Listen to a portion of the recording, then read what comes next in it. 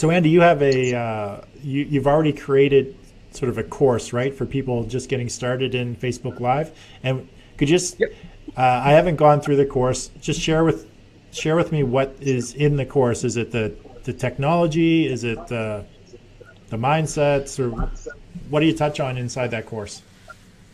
All of that. So it's Facebook Live. There's no the, so it's just facebooklivetvshow.com. That'll take you to the page, and it'll talk a little bit more about what's inside. But there's two. For the price of one, you get two trainings. The first training is just only using your cell phone, your mobile phone for Facebook Live, creating your own TV show using Facebook Live.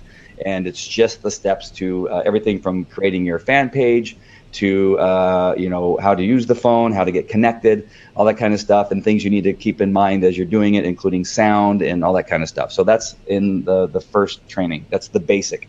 And then I have the elite program, where then we go to the computer and you broadcast using your computer. And I talk about everything. Again, how to connect to the internet using OBS, Mimo Live, and Blue Jeans. Right now, I'm going to be experimenting with another one that just came on board, and I forgot the name of it. Me Live or something like that. Okay. Do you remember? Do you know the name of it? Molly No, uses it. no, I don't. I just Anyway, I haven't got into a lot of the different platforms. I just stick. I figured this one out, and I just stick with what I know. But that's good. I watch yours, and I just let you sort of do all the heavy lifting and figure it all out. And then if I see something I like, then I'll sort of jump in. But I'll just let somebody else do all the heavy lifting. Yeah, there's something like 32 videos that I have in there. So it shows you everything, how to get the programs like OBS, which is free. So OBS, how you download it, to how you set it up, how to use the tools in there, how do you get connected to Facebook Live. I have each video breaks it down to those small components, right? So you don't have to watch an hour of video to learn all that stuff. It's one component at a time, right? And you just practice. I talk about practicing. I talk about how to make sure that your voice is clear, so that when you begin talking, you don't have a frog in your throat and you have to keep clearing your throat. I talk about even how you need to exercise to prepare. It's good for you to prepare because it clears your mind, gets you ready, gives you some energy when you get started with your show. And then it talks about camera placement and about what your background should look like, and all the way to a show flow, which we don't have necessarily today because we came up with this at the last minute. Yeah. But a show flow is something that's needed to make sure that you cover all the points that are interesting and relevant to what it is you're talking about. I also talk about equipment, what equipment you need, everything from the tripods to the cameras to the lighting to the microphones, and what you need to look for and be aware of. And I think there's more, but Molly is one of my students, and I'm going to be speaking in San Diego at an event coming up, and she's going to be one of my people that I talk about, that in the last 3 months since she's been through my program, she's generated $42,000 worth of income using the strategies that we have in the show. So I'm very proud of her because what's her product or service? Her thing is performance, and I want to make sure and get it right. The Pampered Performer is the name of her her page. Hold on, let me just make sure and find. I want to make sure and get it right. I don't know Molly if Mahoney. I don't know if you caught last Thursday's show. I actually dissected my show, so I actually went through the entire show flow as well as the psychology behind a lot of the things, and sort of a bigger picture overview of what the show is actually trying to accomplish in order to, the journey that I take people on throughout the show, obviously, so at the end there's a call to action, or trying to get people to commit to doing something, whether it be download that free report or contact my guest for more information on their products or services. So I dissected my actual show, and the show was me talking about the dissection of every single segment of the show, and the purpose as to why I do that, what its purpose is, some of the psychology behind it, when it comes to the strategy of business and marketing, and the structure as well. Yep. So here's Molly Mahoney. She's the prepared. I said pampered. I knew I was getting it wrong. It didn't sound right. The prepared performer. Okay. And so she teaches people how to prepare themselves to give a performance on camera, or on stage when they're speaking, and it's that is her coaching program, and helps people. She's an actress, she's a singer, and she's in theater, and so she's doing all that. So here's what I'm talking about: how she likes to be in, right there in front of the camera, and that is her thing, and she can pull it off. I can't. I'm not as pretty as she is, and so she blows it out of the water. And like I said, in the last 3 months, she's just been doing fantastic, and her and I have stayed connected, and she's let me know what's happening with her. But the Prepared Performer on Facebook, if you go there and need some assistance on how to get better in front of a camera, that's what she does, and she's Excellent. fantastic. Yep. Yeah, so somebody that's actually going to use this for their business, I mean, there's some great ways that they can incorporate their business. I mean, they obviously have to understand who their clients are, who their ideal target market is, and have a good idea how to actually put a show together. The last thing you want to do is just turn on the camera. Well, it's not the last thing. The last thing you want to do is nothing. The second to the last thing is just turn on the camera and have no clear direction or goal or purpose in mind when it comes to trying to promote your product, your service, or your business. And you don't want to just get on there and say, buy my shit. Yeah. And that's kind of what happens on Periscope. If you're going on Periscope and just click on one of the videos that are playing, it's just some person in their bedroom, just babbling about crap. And there's an audience for it, apparently, because people watch it. But if you're a hot girl, then that's an audience too, right? And so you, John, and I, we don't have that luxury. No. We actually have to have some content. Yeah, we have to, we provide a lot of value because we have to make up for our shortfalls. Right.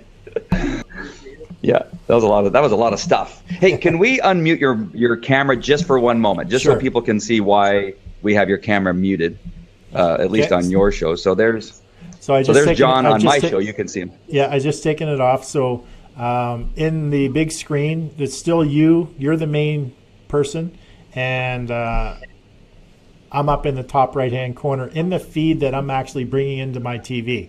So actually, this isn't bad, Andy, because I just didn't want to be showing up on your on the big screen TV beside me and take away from you.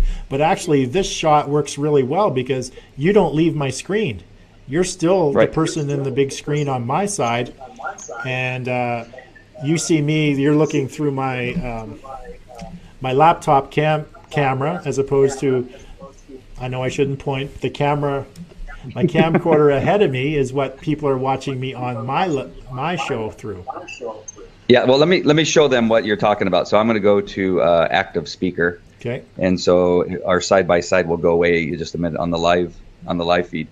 And so this is what will happen. So when John talks, he will be the primary. So as long as I'm talking, I'm the primary person you see. And then when John talks, like he's going to talk right now, he will become the primary on the camera.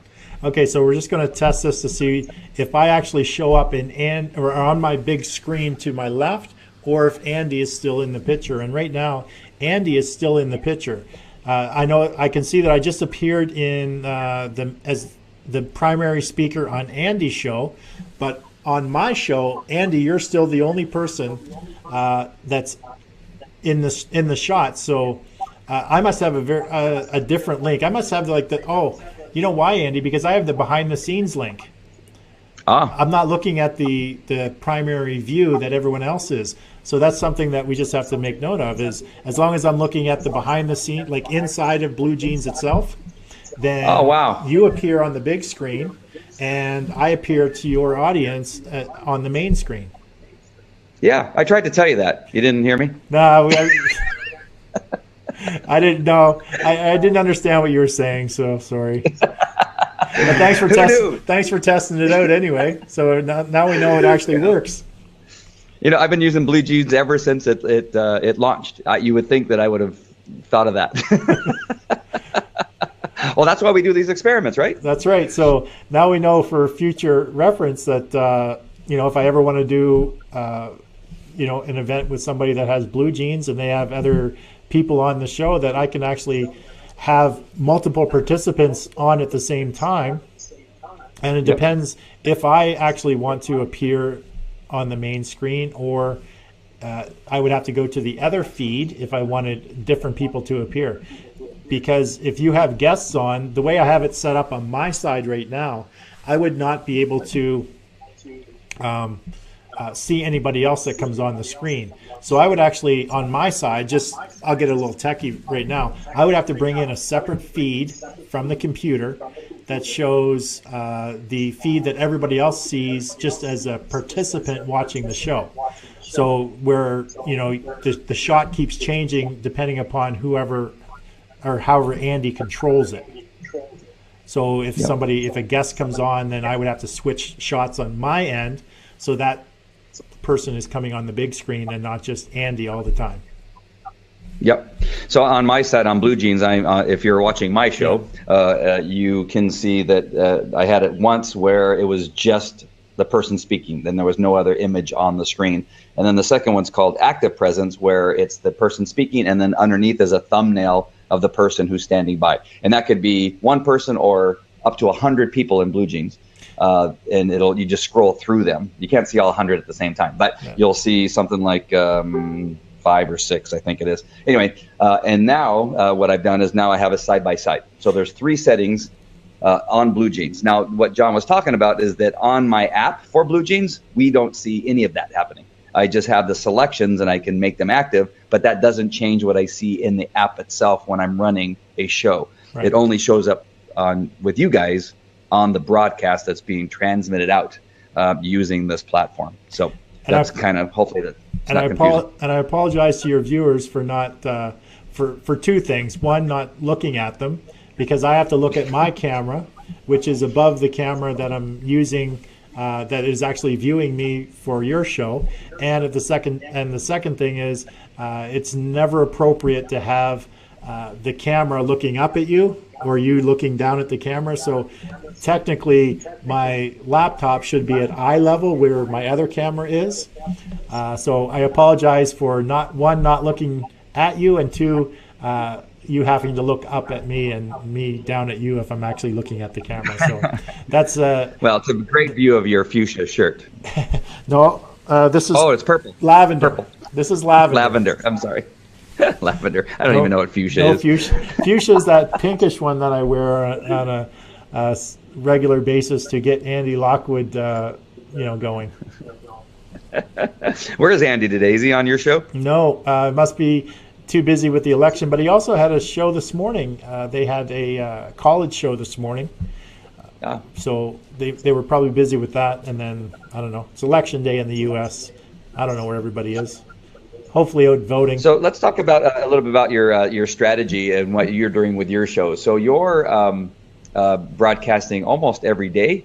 And so if you can encapsulate what is your strategy in the way that you've set up the series of shows that you do? Okay, so the really big picture is I'm moving. I've been a business coach, consultant since 2004. In 2009, I get into real estate investing, and I became very good at it using a lot of business and marketing strategies.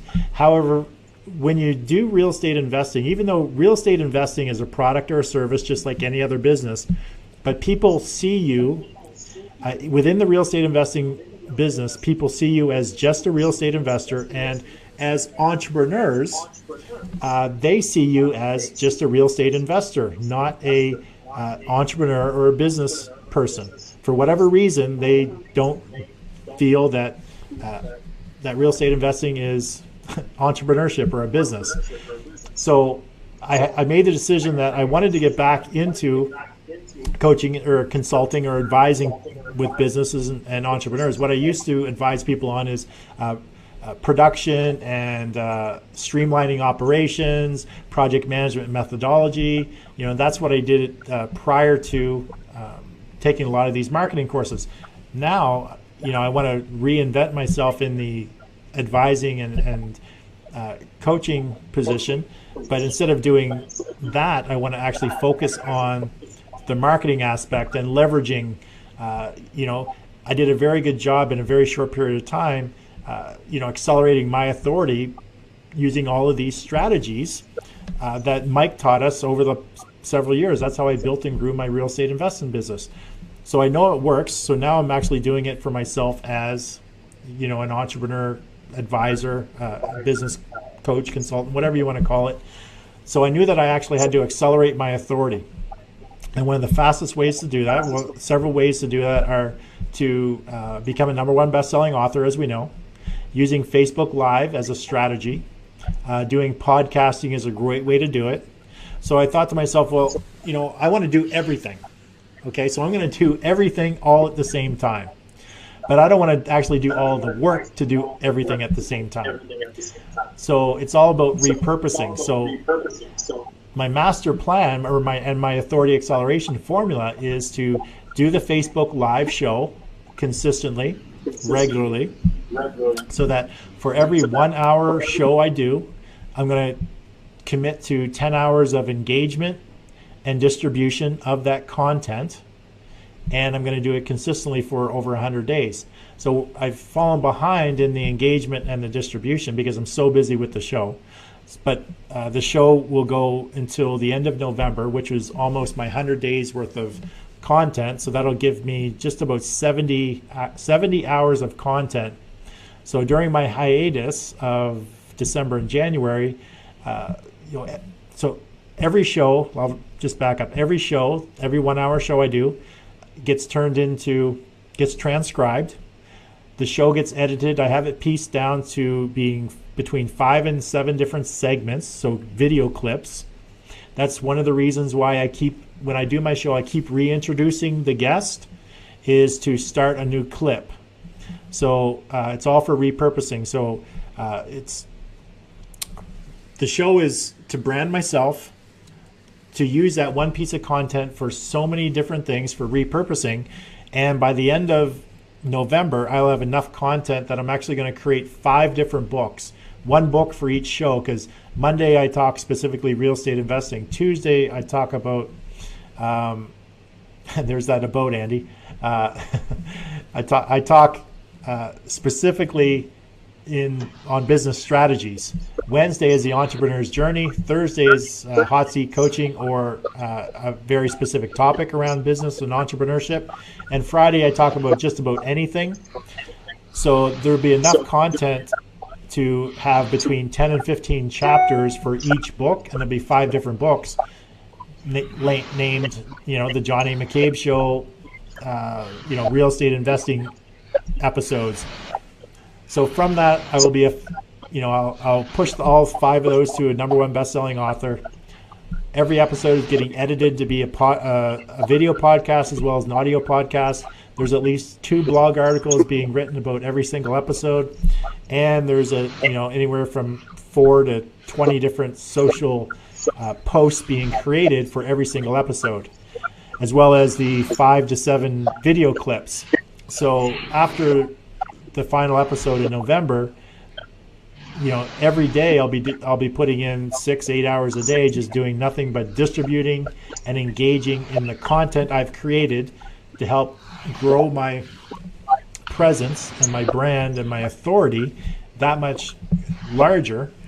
And it all started with this Facebook Live show. So I didn't want to, write a book, and I didn't want to actually do a podcast, and I didn't want to create all of these blogs and all of this stuff. I just wanted to do one thing, and I wanted to be able to take that one thing that I do and repurpose it for everything else. And that's my authority acceleration program. So big picture, that's why I'm doing all these shows. That's why I'm structuring every show very specifically, and trying to get calls to action within each show, trying to build up clients along the way.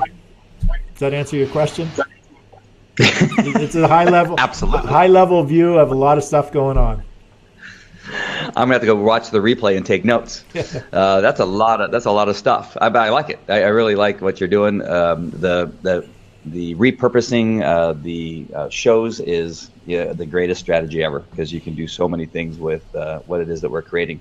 I actually put the recordings in the membership site that we just talked about, Facebook Live TV show Elite program, because I've had Will Irish, Andrew Lane, Nicolette, who is the queen of Canva, and all that stuff is being repurposed in the training program because the content was so rich with information. So, so can I ask also you a question I'll have about it that? transcribed. Yeah. Are you removing them from like Facebook and YouTube and all of that? Are you those episodes? Are you only putting those in? Because that's the question I'm asking myself right now. Because I have everything gets uploaded to YouTube, and but some of the stuff is some really good stuff, like dissecting my show last Thursday. I actually want to take it. I want to cut it all up, and actually that can either be a program, but do I just take it off the internet everywhere else if I'm going to start repurposing? So is that what you're doing?